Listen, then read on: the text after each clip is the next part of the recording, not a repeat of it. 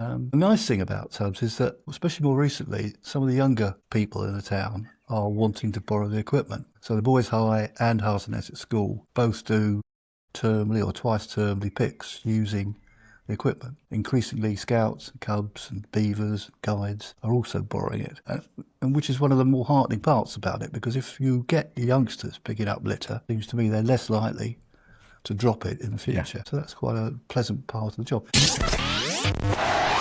This episode is supported by the Bishop Stortford community newsletter. There's so much happening in town, it's hard to keep up. New businesses opening, community events, local stories, and opportunities for all of us to get involved and make Bishop Stortford a great place to live. That's why we created a free weekly newsletter that brings together the best of Bishop Stortford in one place. There's no endless scrolling, no hunting through Facebook groups, just the stories, events, and local updates that matter. If you'd like to stay connected to what's happening in Bishop Stortford, sign up using the link in the show notes. Okay, back to the episode. Welcome to the Bishop Stortford Community Podcast, the show where we shine a light on the incredible businesses, community leaders, and local legends shaping our town. I'm your host, James O'Donnell, and today we are joined by Ian. Ian, welcome to the podcast. Hello, James. Hello. For those of us who don't know you yet, Ian, who are you and what do you do here in Bishop Stortford? Okay, I coordinate a group called Tidy Up Bishop Stortford, or TUBS for short, which sort of suits my figure. And we've been for about 15 years now volunteering in different parts of the town to clear some of the litter. What was the spark? Why did you get started going around? Okay, I knew a guy called John Barford who was in the church, and every year they spent a few days doing exactly that. Mm-hmm. And I made the mistake of saying to him one day, really should do this more often. Basically, well, let's get on with it. So we formed TUBS with no capital, went to the council, said, how about a grant? And they said, oh, we can't really do it unless you can give us your sort of statistics, financial record. So humorously, I replied and said, right, we just started, so here are the figures. Income nil, expenditure nil. And luckily there was a comedian or someone that was appreciated humour in the council. They gave us, I think, 300 or 400 quid. And that got us started buying pickers and hoops and gloves and high-vis jackets and all the stuff you need, really, to provide for volunteers. So you're out in your high-vises, walking the streets of Stortford, picking up litter. What's the strategy? Where do you pick to go? Where are the worst places? It's a good question. We've got a committee, and every year we identify 6 of the worst parts of Stortford, which isn't difficult because there are quite a few, and those are chosen as the 6 locations. Problem doing it that way, of course, is things can change, and a few days before you're doing one, someone can say, well, it looks like the council have just cleared this area. But because we've got 220 now volunteers, it's not really feasible to send an email out and say, no, we're not going there, we're going here. So we're fairly sort of inflexible in the sort of locations that we choose. But we also do additional ones on top of the standard ones, like, for instance, we're clearing after Bish Bash on Sunday. So we're doing Castle Park and making sure that's left clean and tidy. And we do other things. Forces Day, a couple of weeks ago, we were out on the Saturday afternoon clearing that. The nice thing about TUBS is that, especially more recently, some of the younger people in the town are wanting to borrow the equipment. So the Boys High and Hudson at school both do termly or twice termly picks using the equipment. Increasingly, scouts, cubs and beavers, guides are also borrowing it, and which is one of the more heartening parts about it, because if you get your youngsters picking up litter, it seems to me they're less likely to drop it in the future. Yeah. So that's quite a pleasant part of the job. It does mean fetching and carrying the equipment and making sure it's delivered and picked up and everything, but small price. And it's great because you're getting, as you say, getting a younger generation involved, and hopefully they don't then contribute to the problem. Yeah. Do you think it's a problem whereby people are deliberately dropping litter, or there are kind of places where bins are full, so there's nowhere for litter to go? It's a bit of both. We were all surprised when the council took the decision a few months ago now, to get rid of some of the litter bins because they were too full. None of us could really sort of understand the thinking behind that decision. But there is a lot of bin overflowing, but also it's increasingly laziness. It's just people saying, well, finished with that.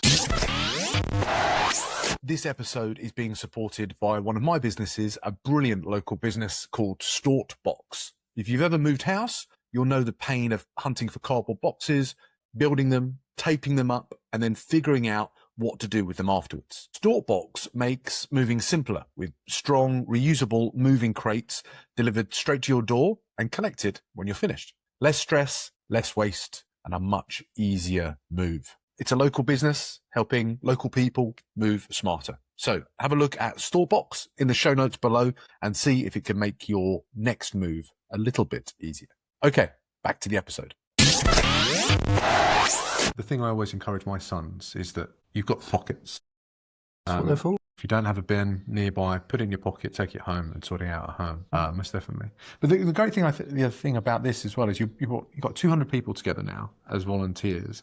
There's a whole community that you built over 15 years, which is just admirable. It's, making Bishop Stortford a better place for all of us to live. So, thank you from the community for doing that. What next? What does the future hold? Well, retirement, really. I'm getting old, James. I don't know. We've drafted a couple of younger people onto the committee, which it needed because we were all initially old, male and pale and stale. So we've got a couple of young ladies. And hopefully that will sort of continue over the next few years. I don't think it's going to increase in frequency. Really, every 2 months is enough for, it's not just a question of turning up. It's a question of getting hold of all the equipment, making sure it's in the right place, it's managed, and, people know what they're doing. So there's a bit of an effort every couple of months. The 6 month. So the 6 picks, as I said, there's the events that you're supporting with, which is good. If there's a company out there that want to get involved from a kind of, trying to give back into the community and they want to get all their staff out and involved, would you do a special course set up? We've done it with 2 or 3 companies already who said this is what we want to do as a community input. Can we borrow the kit? And that's fine. Plug, I suppose we could. Is in a year's time, a year or so, we'll be doing our 100th pick. So it would be great to have a sort of big sponsor for that. When we reached 50, Dorrington's put on quite a big spread for all volunteers, after they'd finished, which was appreciated. If there's someone out there that wants to associate themselves with a 100th pick in 2027, let me know. Wow, that's a great date. Great date for the diary for all of us. Yeah, it's a good one to have. I think it's November 27th, 100th. What a milestone! What a milestone! And what about so you've got the events that are happening. You support companies, more younger people coming through. How can people follow along and see the work that you're doing and volunteer themselves and get signed up? Look at the website. That's the best way. TUBS12.info is the website. There's a contact us page on there. Give us your details. I'll add you to the distribution list, and you'll then be informed about all the future pickups. We'll put those in the show notes, so anybody that's out there watching or listening to this can reach out and sign up to volunteer. Is there a youngest age? No, we've families come along on a Saturday, and there are 5 and 6 year olds who just get involved, and everything's too big for them, but they're keen and they actually enjoy collecting a bag of litter.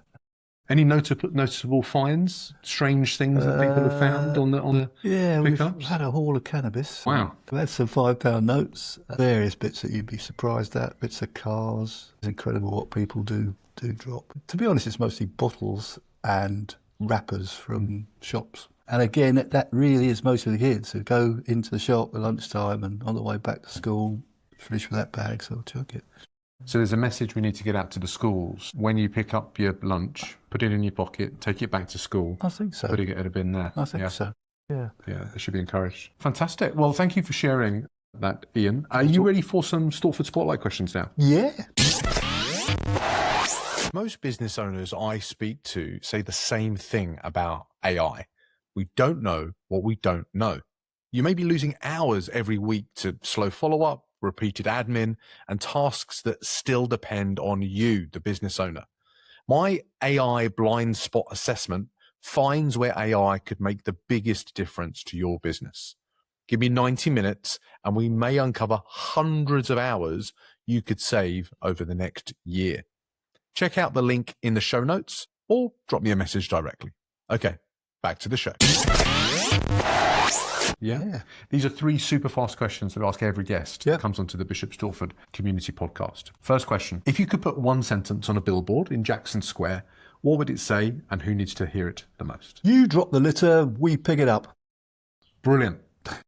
Who needs to hear it? Well, everyone really. I mean, it's currently dropping litter. It's a general thing. I think we should all, I think there's enough of us in the community trying to make it a better place that aren't going to be dropping litter. So we need to encourage those few to help keep Stortford tidy. Yeah. That's wonderful. Have you done any collaborations with Save Our Stort at all? Yeah, Simon, I know Simon well, and we Yeah. have sent him some equipment in the past. And we've done a couple of joint ones where we've got both groups together and done the river path. Great. So yeah, more than happy to get involved in that.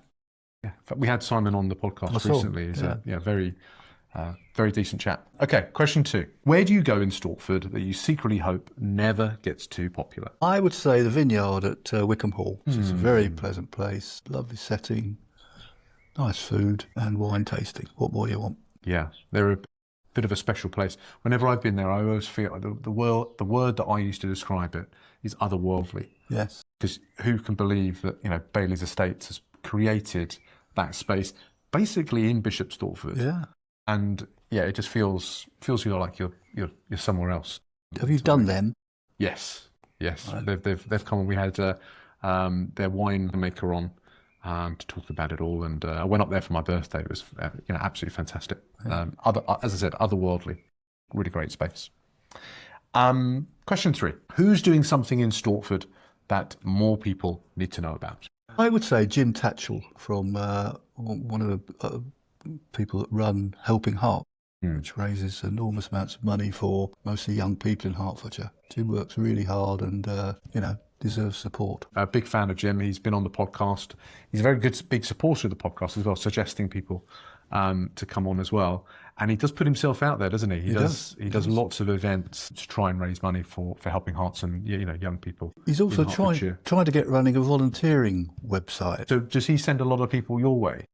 Pick up people from Volmatch, yeah.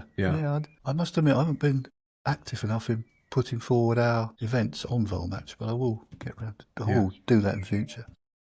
Well, hopefully this will bring more eyeballs onto TUBS and the work that you're doing, Ian. I want to say again, thank you from the community for all the work that you do to help make Bishop Stortford community a better place for all of us to live. It's really, really is appreciated. Again, where's the best place for people to sign up? Website, tubs12.info. Brilliant. That'll be in the show notes for everybody that wants to volunteer.